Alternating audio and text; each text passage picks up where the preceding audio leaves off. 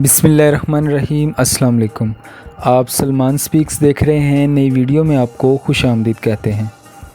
شیس کا مطلب ہے اللہ کا دیا ہوا تحفہ۔ حضرت آدم علیہ السلام نے ان کا یہ نام اس لیے رکھا تھا کہ حابیل کے قتل ہو جانے کے بعد اللہ نے انہیں شیس عطا فرمایا۔ جب آدم علیہ السلام کی وفات کا وقت آیا تو آپ علیہ السلام نے اپنے بیٹے شیس کے حق میں وصیت کی، انہیں رات اور دن کے اوقات اور ان اوقات میں ادا کی جانے والی عبادات کی تعلیم دی اور انہیں بتایا کہ ایک طوفان آنے والا ہے۔ کہتے ہیں کہ آج کل جتنے انسان موجود ہیں ان کا نسب شیس علیہ السلام تک پہنچتا ہے۔ آدم علیہ السلام کے دوسرے بیٹوں کی اولاد ختم ہو چکی ہے۔ اب اس بات میں کتنی سچائی ہے اللہ ہی بہتر جانتا ہے۔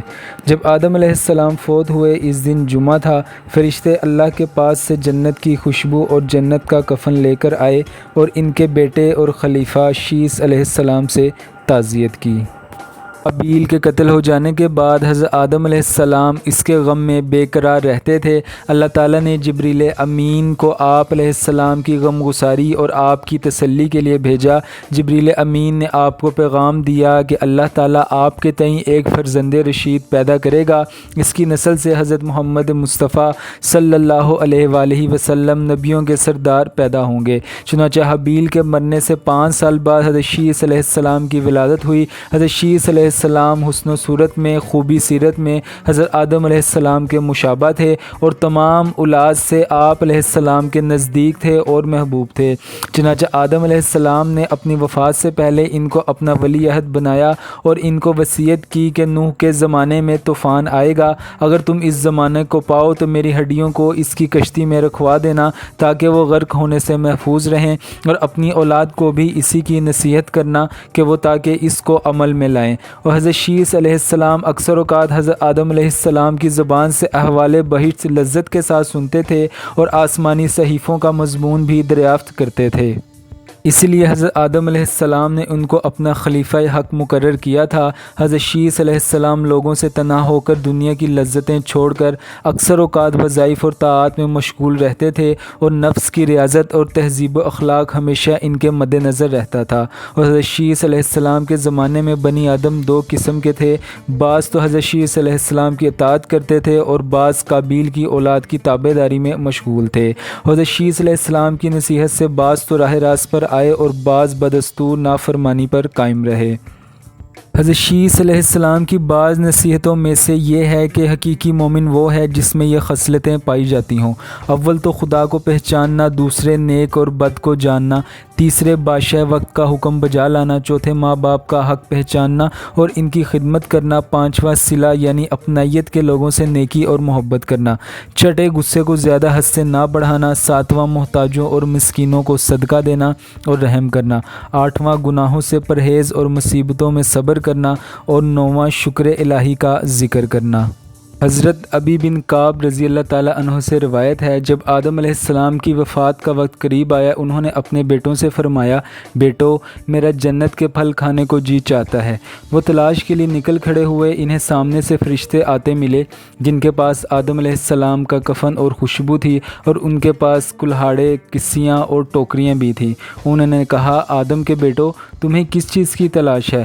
انہوں نے کہا، ہمارے والد صاحب بیمار ہیں اور جنت کے میووں کی خواہش رکھتے ہیں۔ فرشتوں نے کہا، واپس چلے جاؤ، تمہارے والد فوت ہونے والے ہیں۔ فرشتے جب آدم علیہ السلام کی روح قبض کرنے کے لیے آئے تو حوا علیہ السلام نے انہیں دیکھ کر پہچان لیا اور وہ آدم علیہ السلام سے چمٹ گئیں۔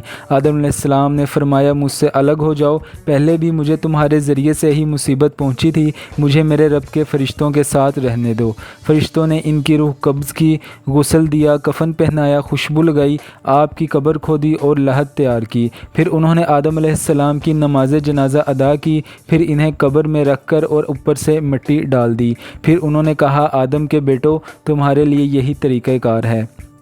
آدم علیہ السلام کہاں دفن ہوئے، اس میں اختلافات پائے جاتے ہیں۔ مشہور ہے کہ انہیں ہندوستان کے پاس سری لنکا میں اسی پہاڑ کے قریب دفن کیا گیا جہاں انہیں جنت سے اتارا گیا تھا۔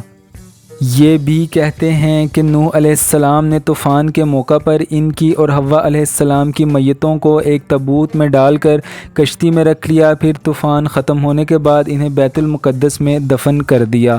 حضرت آدم علیہ السلام کی وفات کے بعد ان کے بیٹے شیث علیہ السلام نے ان کے کام، رشد و ہدایت اور تبلیغ کی ذمہ داری اٹھائی۔ جب ان کی وفات یعنی حضرت شیث علیہ السلام کی وفات کا وقت قریب آیا تو انہوں نے اپنے بیٹے انوش کے حق میں وصیت کی۔ چنانچہ انوش نے یہ ذمہ داری اٹھائی۔ ان کے بعد ان کے بیٹے کنین، پھر ان کے بیٹے مہلائیل نے یہ منصب سنبھالا۔ ان کے بارے میں اہل فارس کا کہنا ہے کہ وہ ہفت اقلیم کے بادشاہ تھے۔ سب سے پہلے انہوں نے درخت کاٹے، شہر بسائے اور بڑے بڑے قلعے تعمیر کیے۔ وہ کہتے ہیں کہ بابل اور سوس ایران کے شہر انہوں نے ہی تعمیر کیے۔ انہوں نے ابلیس کے لشکروں کو شکست دے کر زمین کے دور دراز علاقوں اور پہاڑوں کی گھاٹیوں میں منتشر کر دیا۔ انہوں نے بہت سے سرکش جن اور بھوت قتل کیے۔ ان کا ایک بہت بڑا تاج تھا، وہ لوگوں سے خطاب فرماتے تھے۔ ان کی حکومت 40 سال قائم رہی۔ ان کی وفات پر ان کے بیٹے یرد نے ان کا منصب سنبھالا۔ انہوں نے اپنی وفات کے وقت اپنے بیٹے خنوخ کے حق میں وصیت کی۔ مشہور قول کے مطابق انہی کو ادریس علیہ السلام کہا جاتا ہے۔ آپ کو یہ ویڈیو کیسی لگی؟ اپنی رائے کا اظہار کمنٹ سیکشن میں ضرور کریں۔ اب میں آپ سے ملوں گا اگلی ایک انٹرسٹنگ نئی ویڈیو کے ساتھ۔ تب تک کے لیے مجھے اجازت دیجیے۔ اللہ حافظ۔